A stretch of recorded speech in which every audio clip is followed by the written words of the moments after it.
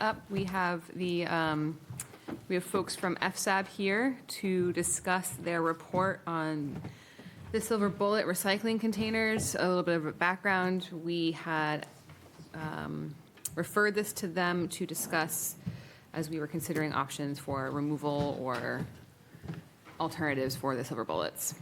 So I am on getting your presentations. oh, that's okay. So your presentation will be up in a moment. Oh, we're not going to read off of that, though. Do you want it up? It doesn't have to be. Oh. Well, in that case, go for it. Okay. Mandy McPherson, co-chair of the Freeport Sustainability Advisory Board. We submitted a report to you in PDF form last week, so you have that.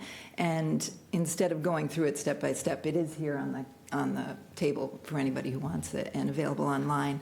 We were just going to give a synopsis, short synopsis so we could have more time if you have any questions or are there any comments.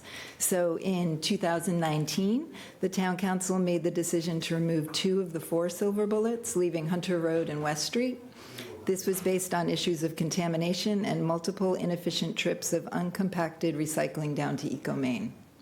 In 2025, we are facing similar issues, but now we also have dramatic cost increases for both waste and recycling. The analysis FSAB submitted to you includes research from 2025, along with our research from 2019 that had yet to be presented to you because we were redirected from waste and recycling to the Climate Action Plan. So now you have it all. Our recommendations are based on that research and from looking at Maine's solid waste management hierarchy. And the priority on that, the highest priority is to reduce. Second is reuse. Third is recycle, which was 36.76% of Maine's municipal solid waste in 2015. Fourth is compost. Fifth is processing and beneficial use, such as for manufacturing, construction, fill, fuel, and soil amendments. Number 6 is waste to energy. Over 27% of Maine's municipal solid waste was combusted in 2015, and the ash was landfilled, and that's what ecomaine does with our waste. And landfill, which is the lowest priority for solid waste management. We also reviewed Freeport's solid waste ordinance and made notes in 2019. The stated purpose of that ordinance is to protect the health, safety, and general well-being of the citizens of Freeport, enhance and maintain the quality of the environment, conserve natural resources and prevent water and air pollution, reduce and stabilize solid waste disposal and recycling costs. Finally, in our submitted analysis, FSAB recommends, number 1, updating the Freeport Solid Waste Ordinance, since it still lists 4 silver bullets and their locations. And we've also included notes from FSAB's 2019 analysis of the ordinance in Appendix A of our submitted report. And number 2, retaining 1 silver bullet at West Street for 1 year to allow for educational campaigns to affect behavior change and to explore comprehensive solutions to municipal solid waste in Freeport. So that's it. Vali and I are here for any questions or comments that you might have. We also have Rod here as well, who I think you wanted to present some information as a refresher. This would be a good time to do that. Thank you. I'm just pulling up. He's got a... Sophie, could you put that one slide up, please? Is this the one you're looking for, Rod? No, the next one. It's got a box in the upper left corner. There you go. Okay. I'm Rod Regier. I live in South Street. Thanks for the work that you all have been doing on this along the way. We're certainly rowing in the same direction. It's a matter of just how fast we're going to try to get there. This discussion started, or I brought up this discussion in March during your budget discussion for this current year. Ecomaine's costs are going up, but the big change at ecomaine is that 6 years ago, there was no tipping fee. That's the charge ecomaine charges to accept waste or recycling and process it. And it's part of those tipping fees are part of the budget, the revenue for ecomaine's operations. In addition, then they sell recycling as they can, sell electricity from the turbines from the combustion of the waste. But the tipping fees are an important part of ecomaine's revenue. 6 years ago, there was no tipping fee at ecomaine for recyclables. This year, it's $85. MSW solid waste is a little over $100 right now. I'm not on the board anymore, but I think the discussions, from what I heard, next year, the tipping fee for recyclables and solid waste is probably going to be parity. What I wanted to point out to you is that there's a vast difference in the efficiency and therefore the cost hauling recyclables with uncompacted silver bullets versus the compactor that operates up at the transfer station. There really are, I hope that if I talk like this, I can still be heard. The important numbers here, this line right here, the number of hauls, there were about 100 hauls from the transfer station. The two silver bullets had over 400 hauls. And yet, thank you. There were about 100 hauls from the transfer station, almost 400 from the two silver bullets. And yet the amount of waste that was hauled was about the same, a little bit less at the transfer station. But the compactor has about probably 3.5 to 1 reduction. The transportation cost, uncompacted or not, is the same. It's $170 a load, or has been, to go down there.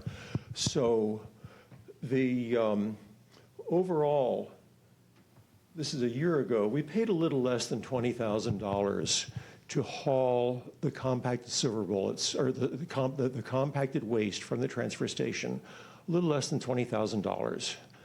The two silver bullets were more like $70,000 for the transport alone. And the point for your budget is that we're spending a lot of money hauling air. If you look at the history of the recycling program here in Freeport, and from when the silver bullets were removed in 2019, basically the people who wanted to recycle figured out where to send it. And if they couldn't go to the two silver bullets that were closed, then basically that waste was repurposed, rediverted, and it was pretty much evenly split, going to the compactor at the transfer station or between the two remaining silver bullets. If in fact that pattern happens again, if in fact two silver bullets were removed and basically most of that waste went to the compactor, we're talking about saving on the order of $50,000 a year for transport costs. If you go through a stepwise process and keep one silver bullet, I'm not sure, the Public Works has to figure this out along with Reynolds, the company, because we're already taking about 250 loads a year, about a load each business day from West Street. And there's going to be, some if in fact the Hunter Road it alone is cut down or is removed, there's going to be some piece of that going to West Street. That's going to have to be figured out. But because because the compactor at the transfer station makes recyclable transportation so much more efficient. If you remove one silver bullet, your budget line item is going to be $7,000 or $8,000. You get rid of both of them, and it's nominally a $50,000 savings for your budget. So it's the budget side that the budget question that led to the beginning of this discussion in March. So anyhow, if you have questions, I'm around too. Is that hauling, that's just the hauling cost, right? That's not the tipping fees that we would, each load would now have a tipping fee on that, right? Yes, that's correct. These numbers are just the hauling costs. There's, and again, if there's about 750 tons of recyclables, and it's going to be about $60,000 this year for the tipping fee for the recyclables. And is it 85 a ton or 85 just Per ton. per ton? Right. Tipping fees, solid waste, everything is handled by the ton.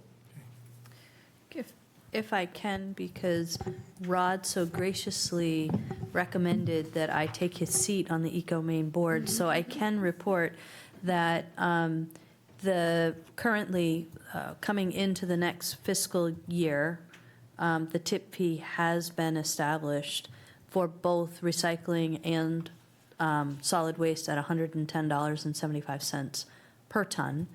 We expect nominal increases to continue on the solid waste side and a target goal over the next, I think it's 2 to 3 years at a little over $135 a ton on the recycling side. So we are expecting to continue pretty significant increases of recycling costs. If I could step back and just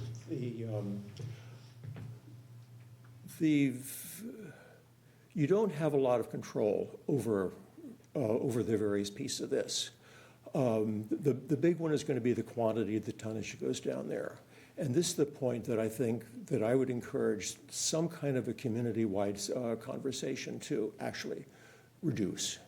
And whether it is just awareness to people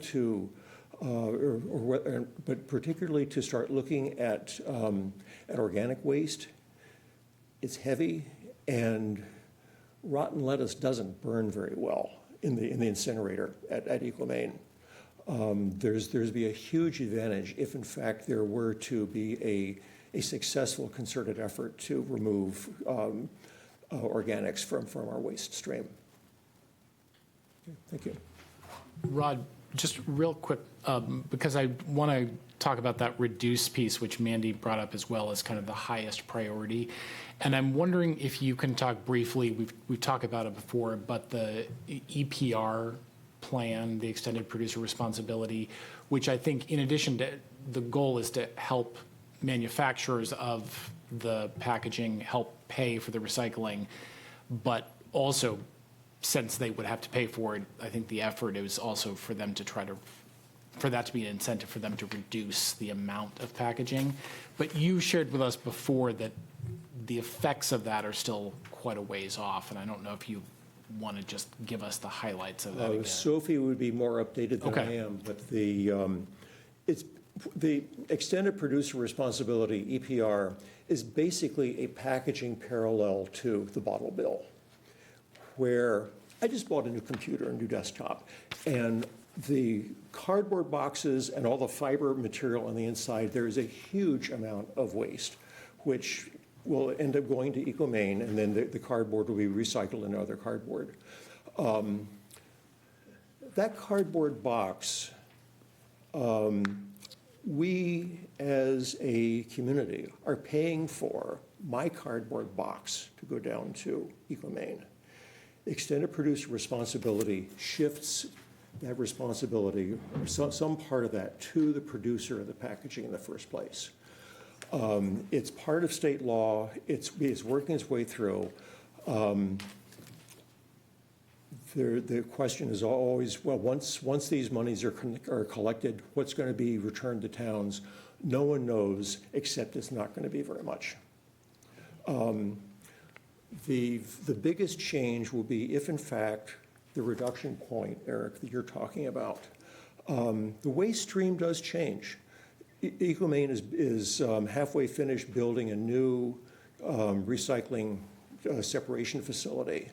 The old one is worn out, but the old one is also obsolete, because when the old one was built over 20 years ago, the biggest single item in the waste stream was newsprint. And newsprint basically is not part of the waste stream anymore. There may be some kind of a parallel society-wide response to having deposits, again, the extended producer responsibility, actually changing the waste stream, which, fingers crossed, as you're suggesting, Eric, will be to everybody's benefit. Thank you.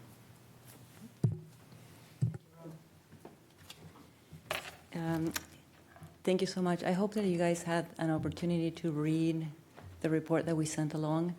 As you know, there's a ton of information there that we haven't verbally presented now. But one of the points that Rod made about composting is right at the center of our proposal. That's one of the reasons why we want to maintain the West Street silver bullet. But I also wanted to just bring this conversation a little bit broader than just dollars and cents. There's no arguing with the fact that it's costing the town money to send the recyclables down to ecomaine. At some point, this becomes a question of the moral imperative. Do we want to recycle?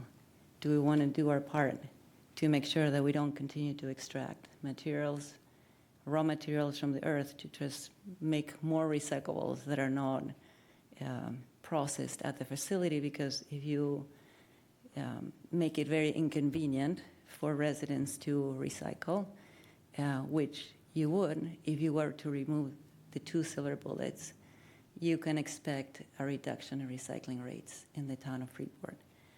So even though it's very true that we pay to recycle and the recycling, it's becoming more expensive, there are a lot of moral and social costs to not recycling.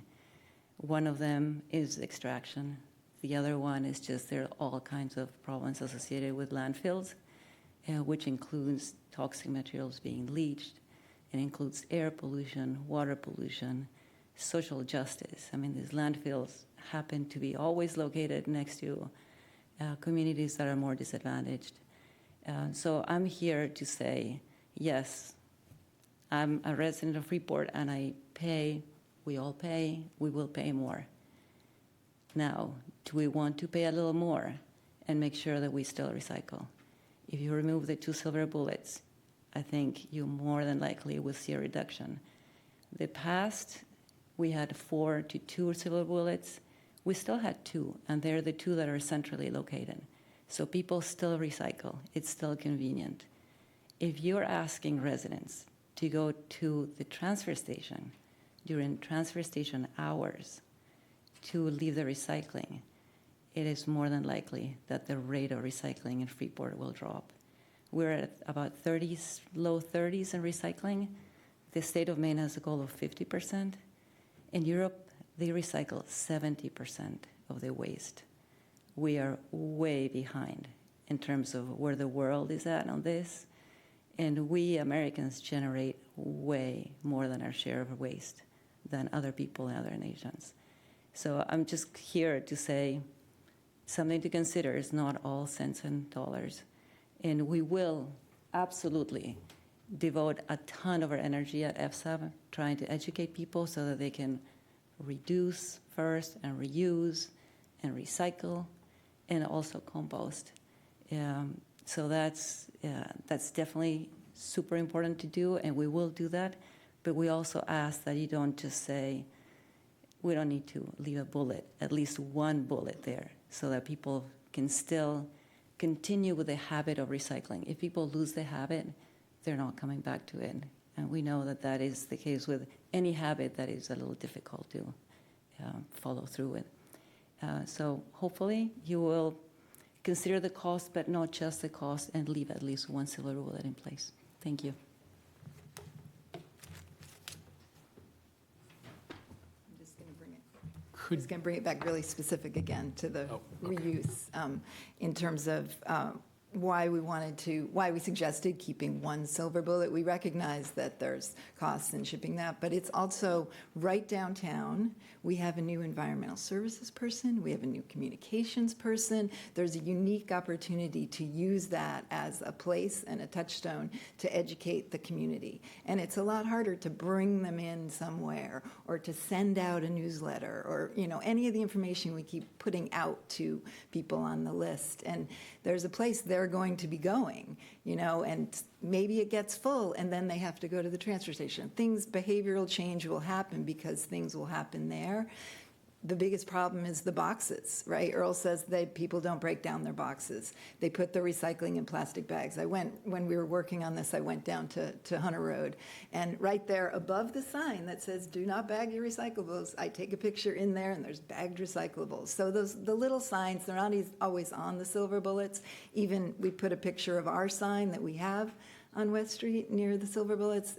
It's not really engaging. It's not going to get people to read it. They're just going to keep doing their habits. So if you want to have an opportunity to educate them at the source where they're actually thinking in this subject, and if it becomes a little friction and harder for them to do, maybe they buy things in different containers, or maybe they think about, doing something differently.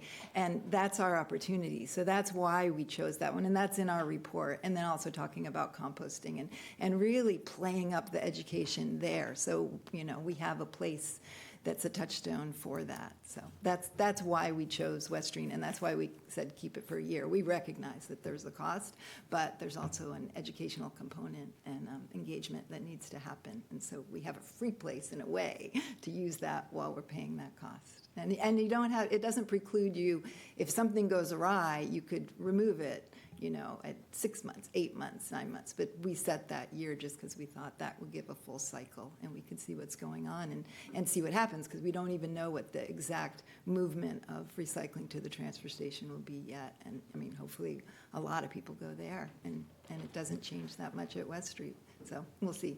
So any questions for us? I have a question maybe for Sophie. It seems like what we've been hearing, and I understand sort of the moral imperative and the social costs, very much so. And I want to figure out how we can encourage and continue recycling efficiently. Because when I think about, like containers of air being pulled by diesel trucks down to Portland, and it like crushes me. And that also that creates a negative impact, the diesel trucks carrying air down to Portland. And it seems like the answer has always been, if we can compact, we can create much more efficiency. But the only way we can have a compactor is with staff and people supervising it for very obvious reasons. Maybe we have, and maybe we've already said we can't do it, but is there a way to create a system of bringing recycling from touch points in town to a compactor at the transfer station? And I'm sorry if we've already had this conversation, I don't recall. No, we've talked about it. We've talked about it with Earl. We also talked about it with an individual that we brought in to kind of from the recycling world to talk with us. The issue that we have, the idea of kind of moving the silver bullets over to the transfer station, is that the way the silver bullets are set up and the way our compactor is set up, you actually have to kind of tip that on the ground and then pick it up and move it into the compactor. So that is not only labor intensive, it is also in the winter, in all of those places you're introducing wet, which you don't want in recycling. So that, I think, is a really difficult one. I know there have been conversations about, could we create more manageable, like barrels that could be picked up and put in pickup trucks. Given the volume of what we're seeing, that becomes, I think, really unwieldy. And at that point, if we're going to be adding the cost associated with that and the labor that would be needed, because right now we are using essentially 3 full-time equivalent positions out at the landfill to not only do the landfill work, but also they come around and do the internal municipal work to take all of our stuff out there. So I am just nervous a little bit of adding components that have us moving in that direction, because the direction that we had been moving operationally was to add hours to the 4 days that the landfill is open, and to also begin this cross-training effort so that we're able to use everybody kind of as public works people, so that when there are high times in one department and lower times in another department, we're able to kind of move them. So we were trying to consolidate and find sustainability in terms of a supportable operational movement forward. So if we've been kind of narrowing this way, if we want to open it up and add more manual stuff, it's going to require more staffing to do that, which comes at a much more significant cost to taxpayers than the $60,000 that we're currently paying for transportation. Yeah, it sort of seems like if we keep recycling outside of the compacting situation, we'll never be able to sort of solve for that Yeah, I think, hurting air yeah, situation. I think there have been some really good points brought up about needing to bring some better flow out at the transfer facility to allow people to get in and out, to not require so much crossing and the line to get so long. If you really don't need to stop at the recycling bin, but we're stopping everybody because that's the line you take.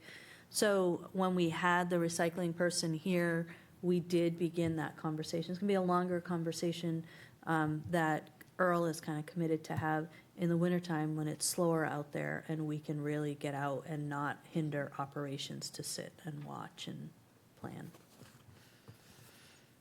I also want to add that Freeport has a very particular way of handling solid waste.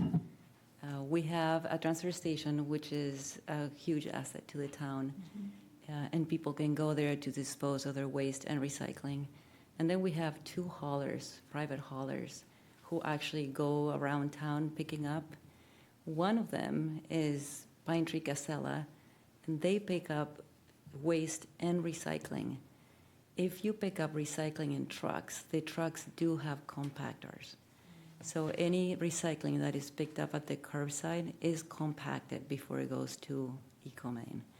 The problem that we have is that the hauler, who has a much larger number of customers, only picks up waste and not recycling.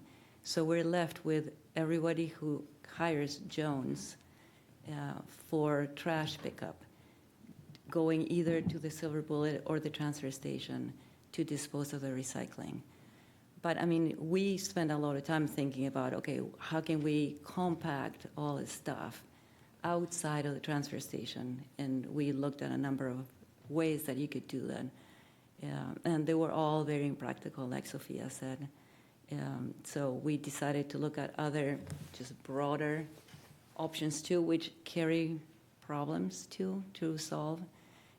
But if you wanted to consider a different way of compacting at the truck when it's picked up at the curb is another way. And you could do any number of things to arrive at that situation. And if you guys were interested, FSAB would be willing to engage in that conversation and do some deeper dive into other options that are not necessarily the transfer station. But we didn't want to spend a lot of energy and time in something that you may not be interested in. But if you were interested in alternatives, FSAB is open to having those conversations and doing more studying on other things. And to clarify on that, those Pine Trees compacted loads are paid for by the individuals who hire them. That transport to ecomaine is not paid for by the town. So that's the individuals. And then individuals can take their own trash to the transfer station. They pay, their cost of getting it there. The other reason is that taking away the 2 at the same time, with all the crisscrossing people have talked about, kind of the situation at the transfer station, everything's going to immediately go there. And there are certain days that are much busier there. Wednesdays and Thursdays, they're very dead. They do the municipal rounds and stuff, and then it picks up.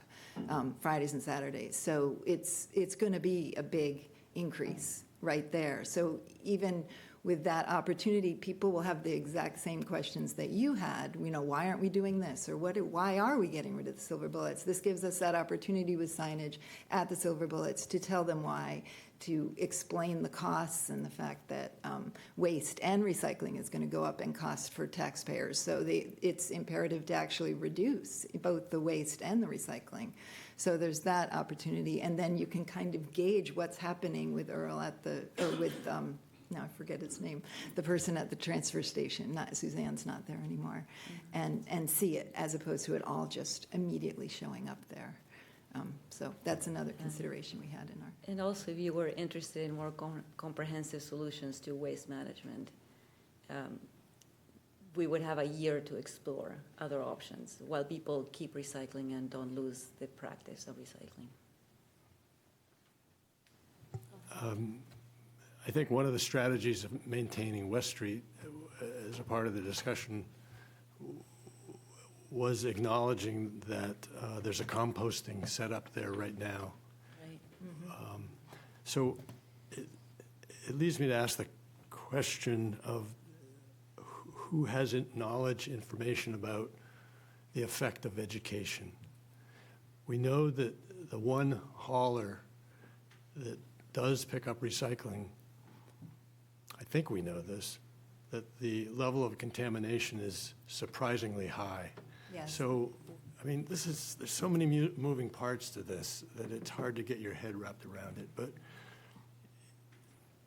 maintaining the silver bullet on West Street with a ramped-up educational plan, which will affect the hauler that does recycle, maybe, but is there any sort of research knowledge about the effect of education in this particular area?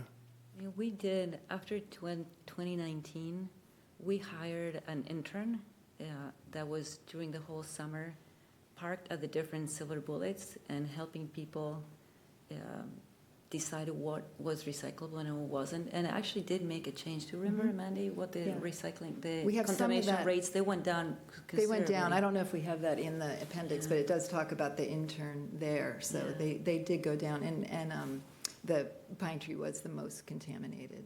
And it makes sense. It's sort of an away bin at your house. You're not. I mean, I could envision, for instance, the town negotiating or just raising awareness of this company that makes a living collecting compost, having some satellites in North Freeport and, other parts of the town that would immediately strip out the lettuce. And we don't have that education out there right now where people know that that's a huge component of what the taxpayers are paying for with the waste. We're paying for this. 30% of it is food waste that goes down there. So if that's diverted, that helps our tonnage. It's heavy. Yeah. So that was part of the strategy. That all is together. That gives opportunities to talk about it holistically in terms of waste and recycling and compost. What is our waste stream? Yeah. And I we have a find that- compost bin that you can see from space, and I would reluctantly invite people, if they followed my training, to bring it to my house. Oh, But I use Gotta my follow the backyard rules. composter. I use my backyard composter that I got at the transfer station with the discount that they offer. But I also want to say that I personally believe that the contamination rate went down considerably because there was a live person there helping people out. I mean, we've sent mailings around, Yeah, that doesn't. and people don't usually respond that well. I mean, it's just another piece of paper that goes into the recycling bin, and then it goes back to ecomaine. So the reason why we wanted to keep at least the most central silver bullet at West Street is also so that we could have another intern or we could have volunteers educating people on the composting bin and on the recycling side, because we think it makes a big difference to have a person there and not just getting a piece of paper in the mail. Plus, ecomaine has new signage. I think Caroline Yeah, had they told put us new that. signs, They're really, yeah. they're eager to work with us on this. They have a lot of new materials, bigger than just what kind of is stuck on the side of the silver bullet. So, But it seems that the education works when it's right there. yeah. You get 10 feet away, it's gone. I mean, isn't that what we just had? You had someone for a whole summer, And they're not keeping track of the contamination rates now, I guess, right? Is that what we? Yes, they're not. When was that intern? What year? That was in 2019. Yeah, But if you it's look been at a the while. signage that's there now is really weak. There could be done, I mean, someone who works in design, there could be so much better signage. I have to tell you that. So there are lost opportunities right now. Right, Yeah. but it should have been done already if it's not, you know. Well, I think we it could do stands that. to reason that these things, I mean, refreshers, right? Like that makes sense. It's been 6 years. It's probably time. New people are in town, people have left. Yeah. Yeah, but I also don't think that it drops off that precipitously if you take it away. I mean, it drops off a little bit, but it doesn't drop off. I mean, what I remember when we dropped the other two, the recycling at the transfer station went way up. We actually think we made money that year based on the recycling. So That's in- I know, I'm the one that ripped the Band-Aid off, let's get it done, and I think we should remove them. It's a convenience, and I don't think, we've got the habit now, I don't think it's gonna go away that quickly, Yeah. So, you know? Counselor Smith, go ahead. I just want to thank you for all of the time that you put into this, and I also want to take responsibility as the one who asked the question in the middle of the budget conversation last year that really sparked sort of policy action that was meant to be, that was really coming out of a budget conversation that sort of skipped over FSAB. And I appreciate the fact that you have jumped back in to really look at this earnestly again and bring us what I think is a reasonable compromise as well as a step forward. And I think it offers budget savings on removing the removing the Hunter Road Silver Bullet, as well as a timeline for the West Street one. And I think that timeline gives us an opportunity, this 1 year gives us a couple of opportunities. One certainly is the education piece, and the other one is to evaluate the flow at the transfer station, because that also was one of my biggest concerns that we talked about when we were talking about removing the silver bullets, is that I was concerned that the transfer station, particularly on a Saturday, was not going to be able to handle the influx because there's usually a line. And every few minutes, the compactor is busy compacting. So there is a bit of a time lag there. I would just say I like a lot of what you said in terms of bigger signs, more engaging signs. I also think that signs are almost as limited as postcards and flyers, because if you've got a minute and a half that you have allotted to get this stuff out of your car and into that bin, you are not stopping to read the signs. And so, yes, having somebody there is really helpful. I think we've acknowledged that a lot of the problems in terms of contamination also happen after hours, and some of that is sort of intentionally covert, and some of it is just lack of understanding. But I want to go back to when the silver bullets were first introduced, and the community really engaged artists to help decorate the silver bullets. I'm wondering if there could be some engaging of the community to help with new signage, not necessarily on the silver bullets themselves, because those get swapped out and which one you're going to get varies. But to think about how there could be maybe some other engagement that is fixed there for this year of education if we go that route. That doesn't require a person to be there, but it isn't just another sign. And I don't know what that looks like, but I think we have a lot of creative people that could help us figure that out. I also want to add my thanks. I feel like we sent you off on this errand to solve an enigma with no right answer, right? There's only different wrong answers, and we said which is the least wrong. which is kind of how I think about the problem, right? I think my engineering background leads me to what's the most efficient way of doing it and why are we hauling empty air.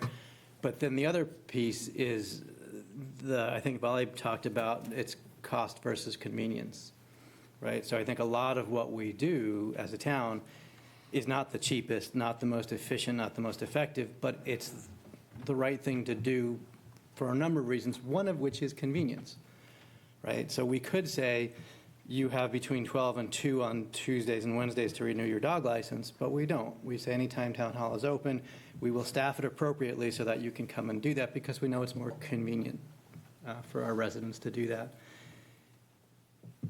A number of years ago, I didn't have the time, as much time available to do recycling, and my family didn't. So we paid Casella $70 a month to say, pick up our trash and pick up our recycling. Now we have more time. We can navigate. Is it Hunter Road? Is it West Street? Is it Transfer Station? There are a lot of very, very busy people in Freeport who don't have the ability to spend every other Tuesday night in council chambers having these discussions, who just say, well, just make it easy for me and I'll do it. So I fear that the less convenient we make it for them, the less they'll do it, which you're acknowledging, right? Fewer people will recycle if we take more options away. A number of people will figure it out, some won't. So the question in my mind, yes, we may save $7,000 by removing one, we may save $50,000 by removing two. Is it the right thing to do? My anecdotal feedback from a handful of residents when this came up a couple of months ago is, wait, why would we remove silver bullets? That doesn't make any sense. From a common sense point of view, they don't get it until we talk through the 20 minutes it takes to explain why it is we're doing it. And even then they're like, okay, I guess, but still, it's awkward. And the last thing I want to bring up is that I found out that Hummingbird Lane, which is the houses that are not quite across from West Street, but in that vicinity, it's a multifamily development. They don't have the ability to have their recycling commercially hauled. So they can have someone come and pick up their waste. There is no option for anybody to come and pick up recycling on site. So they all go, the ones who recycle all go to West Street to do it. I assume it's the same for other multifamily complexes in town, where Casella will say, yeah, we'll come and pick up the bin, but we're not going to deal with recycling. You're on your own for that.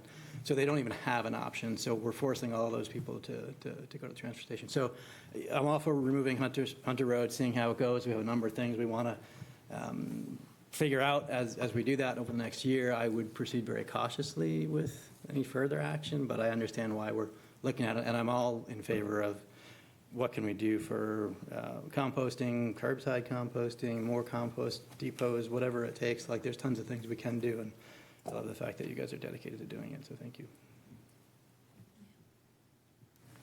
I mean, then on the multi-unit dwellers, the charter, the way it's written, we as a town pay for the disposal of all the residential waste, but if you happen to live in a multi-unit dwelling, you don't get that right. So that's something that you guys may want to look at too. I mean, the town doesn't pay for the waste for commercial, but it does for the schools, it does for nonprofits, it doesn't do that for multi-dwelling. So it's a little bit of a patchwork, and it makes me wonder why that was decided that way and who decided that, but you guys may want to explore that because it doesn't make much sense all the time. And I mean, we as a town are paying for the RSU. I have kids in the RSU, I'm all for the RSU, but I want you to know, we are paying for the trash that is generated in all the schools. Do you want to do that? I mean, I'm comfortable doing that, but if you're trying to find some savings, I don't know. There are places that you can look that don't include, remove all the silver bullets. Right, and that doesn't mean you have to have the multi-unit, have them pay that, but it could be required that multi-units have to have recycling and waste. So, I think it's bed and breakfasts and 3 units or less that are considered residential right now in the ordinance, and we've made notes on that. And you could also require the schools to recycle and compost if you wanted to, because if they are composting, they generate a lot of wet waste, heavy. We pay for it. Maybe we pay for it, but they need to compost. Maybe a little pressure from the town wouldn't hurt. All right. Any other thoughts? So I think, I'd like to, I learned my lesson to not make a decision in other business when we brought this up the first time. So I think any decision we do make would have to go to a vote on a future agenda. What I'm hearing is there's certainly an appetite for education. That seemed to be well worth it in terms of the community outreach piece. And interest in considering removing one of them in tandem to the education. Am I on the right track? Yeah, but why do we need to have the discussion all over again on an agenda item? If this was on the agenda and it's. To make a decision. Ordinance. Well, last time we made a decision to remove or to make a decision about the silver bullets, it felt like the right thing to bring it to a vote. But if you're feeling otherwise. I think there's been a lot more time and attention given to it, and it was publicly noticed tonight. So I don't mind, the timing is not terribly urgent. If we do it in another meeting, that's fine. I just don't want to ask people to come and spend another 2.5 hours waiting to talk about it and talking it through. If tonight's when it's fresh in our minds and having the discussions, I'm comfortable taking action, but I defer to whatever you guys want to do. If we're comfortable, would you like to make a motion, Dan? Yeah, if we need one. I would like to vote because Sure. this was a very long process with a lot of discussion. I don't know if we have consensus either way. I would like to see a vote. Okay, go ahead. I'll make the motion first, we remove both of them. Because even though it's a convenience, and your example was we keep town hall open an extra, or we allow the dog, it doesn't cost the town a whole lot more to allow people to come in and pay for their dog licenses. We could go down to one clerk and save a bunch of money, but we We don't. could, but it's not just the dog licenses, it's everything, right? So it's not costing $50,000 more a year to do this. And I know I'm looking at the numbers, but also, we burn our waste. We don't put it into a landfill. Even the stuff we have over ours goes down and gets burned. So, yes, it's a convenience, but I think, when we brought them in, it was to make it more convenient so that people would get into the habit of recycling. We are now in the habit of recycling. We've been doing it for, I'm going to say 40 years, at least trying to get everyone 40 years. That's a habit that's really hard to break. So I appreciate all the work you did. I understand what you're coming from, but I think that it's time to take it off. As far as the transfer station goes, I think we'll be able to figure it out. So we have a motion on the table. I'll second the motion. Great. So this would be a motion to remove both silver bullets. All in favor? Aye. All opposed? Nay. Nay. Motion fails. So just to make sure we're legal, it was Sparta and Lawrence against and everybody else for? For the motion against. Did you get that? All right, sorry, continue on. Can I make a motion that we remove one silver bullet? Sorry, go ahead. Sorry. Sorry, Simon. Good. Are we just going to keep making motions until something sticks? Because it feels like, to me, I think Steve said it, it's a problem that if we, it's like whack-a-mole. You hit one, it's going to pop up someplace else. Like, I don't know, the intent was to reduce cost. And I don't necessarily know at this point that removing one or both of the silver bullets is actually going to reduce our costs in a meaningful way. Because it could incur additional costs for hauling from the transfer station. It could, I don't know what our actions here are gonna do in terms of the cost that's static today. And so I don't know how to land on the question, because rates are going up at ecomaine for both waste and recycling. the transport costs have a fixed cost, but there's an environmental cost. We've heard from residents that if they have to drive, instead of going to West Street to the transfer station, it's additional vehicle miles traveled. There are all these factors that go into it, and I don't know, this isn't necessarily strictly an economic choice. This is, as Dan pointed out, it's a convenience, and it's also a sort of social good issue. And we've been pitched by FSAB that there should be an educational component, and we should try to be incentivizing composting. And I think those are meaningful paths to pursue. I don't know what changes to doing enhanced composting is going to cost the town or individual residents. And and how do we evaluate the effects of an educational campaign or having an intern sit out by the silver bullet and change hearts and minds, and then how long does that last and what's the real impact? Like, it's hard to know because the playing field keeps shifting in my mind. So I'm uncomfortable just sitting here saying, well, what's the motion that we're going to try this time? Like, I don't know if it moves us further down the field or not. And so I don't know if anybody else is struggling with that, but I just wanted to put that out there because I don't know. I want to make good decisions, and I don't know that we're in a position to be able to do that right at this moment. So you're saying, hold off, take a beat, do more? But I don't know how we get to a more informed decision. So I'm offering that up as, how do we do that instead of just arbitrarily saying, remove one, remove two, remove zero? Fair? I don't think we're being arbitrary, though. I mean,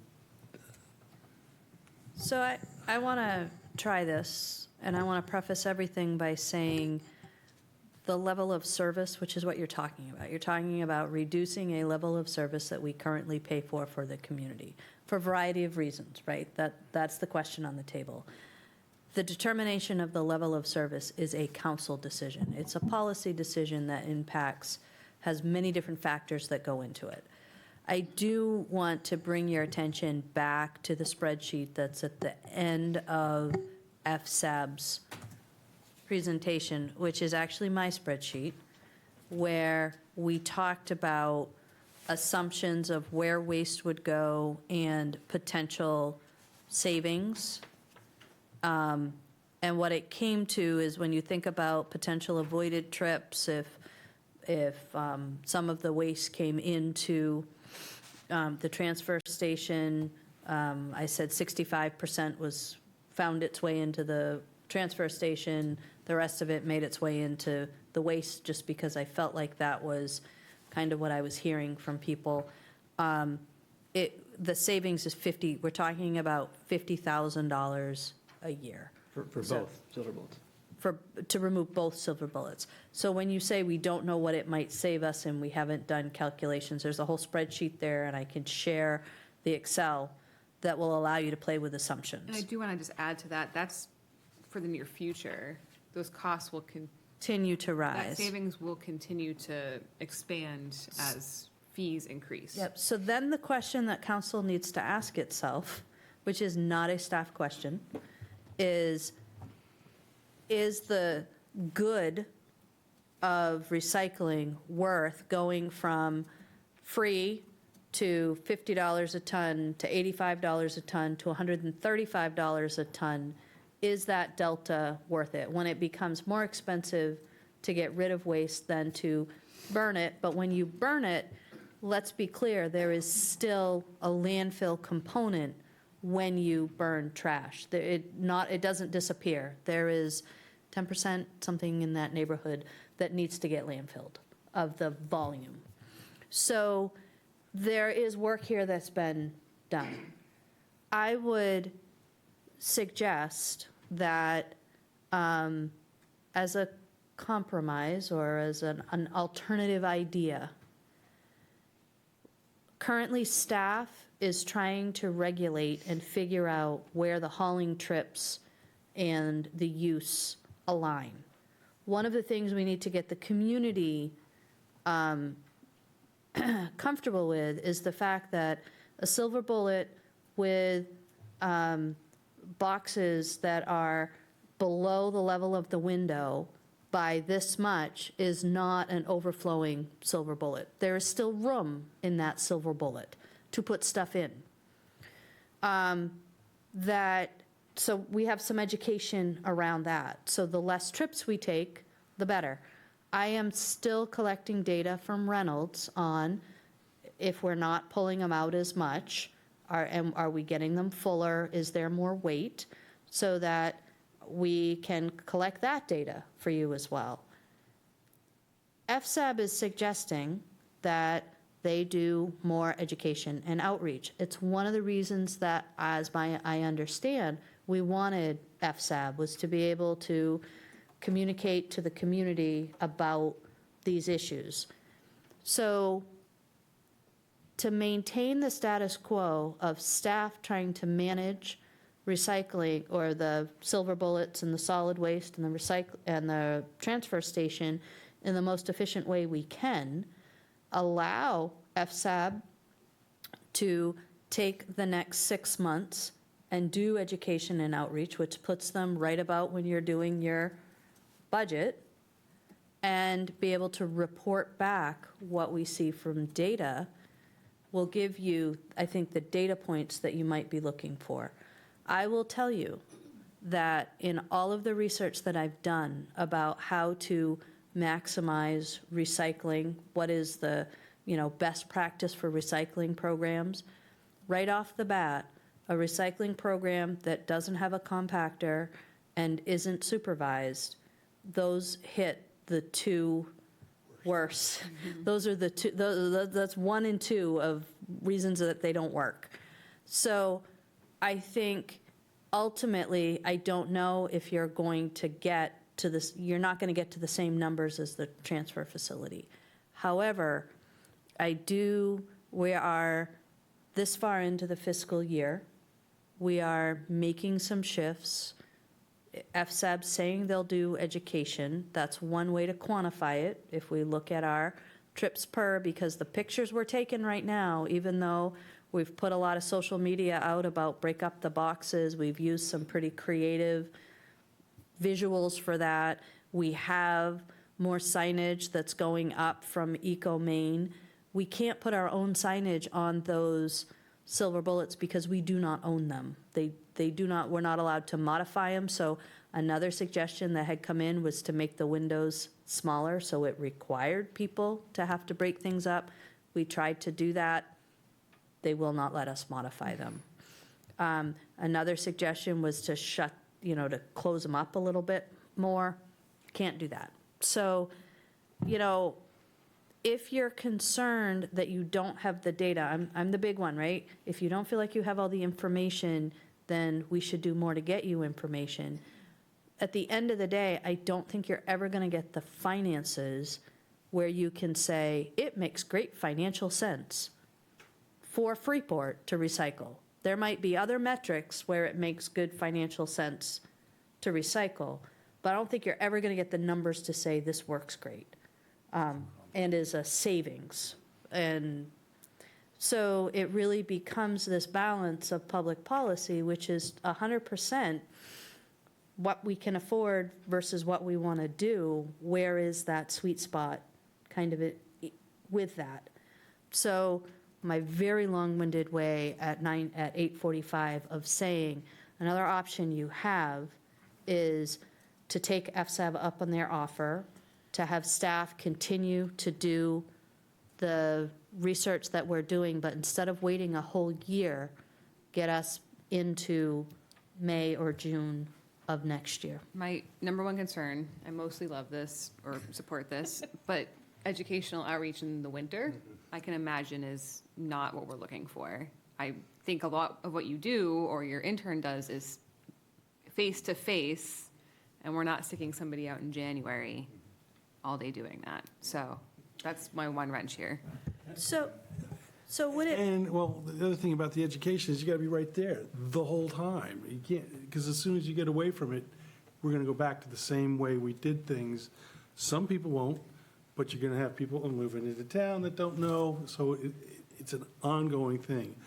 So education is great, but while we have the two worst ways to recycle, And I get it, if you have no other way to recycle, I get having the silver bullets, but we do have another way, and that's going through the transfer station. Counselor Sparta? I'd also like to say that I think assuming that the residents of Freeport are too lazy to drive to the transfer station is not a great place to be starting. I've been driving to the transfer station for a long time. I personally have never waited in line. And I have a business where I have to pay to have my stuff recycled, and I pay extra to have stuff composted. I think the residents of the town of Freeport, and there's two fantastic examples right there, are excited to recycle. The people that are the bad actors, you know, we're not going to be able to do anything with them at the silver bullet. I don't think it's a lack of education at this point. May I make one quick comment, just in terms of like the downtown vision? And that plan is a walkable downtown. So that idea that maybe if in these multi-units, if it's only picking up the trash, but that you could walk with your recycling to a silver bullet. And that doesn't mean that you have to keep them forever, but just that idea. And so maybe you are getting the new people coming to those that are getting that habit, because they may not have another way to get. I liked your plan, actually, of requiring recycling at those units. Then I it think would cover that that. actually would Yeah. be a better solution. So maybe that could happen while we have this interim, getting people into practice. Counselor I Brown? also want to just clarify that when we said that we expect to be a decrease in recycling rates, we weren't necessarily implying that people are lazy to go to the transfer station. We were implying that people have double jobs, kids, busy lives, the hours at the transfer station are limited. So we're not pointing fingers, we're not blaming at anyone, we're just being realistic about how difficult life is for a lot of people and how busy they are. Counselor Brown? I've pinned a little bit on my hope for the effect of education, and the one thing that is different is we have actually an education person whose job it is to do education and communication in town. So that's one thing. But maybe an off-the-wall idea is, didn't we meet with someone who hangs out at the West Street? Oh, yeah. And I think I learned more than anything from this person who hung out, cleaned it up, observed, and taught us quite a bit. So it brings to mind the idea of volunteerism, but targeted volunteerism. In other words, people who are excited about maintaining recycling in Freeport could provide that service of educating people in a meaningful way. Just an idea. Yeah, and I'm very much on board with, I mean, I think you have data that shows education worked. I don't know how long. I mean, there's definitely a expiration point where you have to redo it again. But I mean, if there's a concerted effort for that volunteerism, that education, more consistently than 6 years, let's say, then that could be a touch point of refreshing people's understanding. But that didn't happen the last time. The data showed that there was improved conditions. Right, but the volunteerism and the continuing education, that didn't happen from 2019 to now. It still hasn't happened. didn't I mean, ask. And I'd submit that it never was tried. Yeah, Right, because exactly. we had to do the climate action plan instead. Yeah, so we were rerouted from that where we were going, because we met with you about the silver bullets, removing 2 and then remaining with 2. But then once 2020 hit, we were working on the climate action plan entirely. Okay, so it's an either or, right? I mean, that's what I'm hearing, and so, okay. But I think we should pull them, and that's, I think this is the other thing, is that I think it's not just education and then you stop the education, and this is the whole point of the plan that they're proposing, is that it's a transition, that it's an education until you get to whatever the next solution is, which may not be silver bullets. We don't know yet, yeah. So, still want to make a motion, Dan? Yeah. I think as we're getting late, it's 9:50. I want to just make sure we have a place where Sophie and FSAB understands next steps, and I'm not sure we're quite there yet. all right, well, then I'll make the motion that we carry out their plan. Remove one of the silver bullets, keep the other one, and see how the education goes. Second.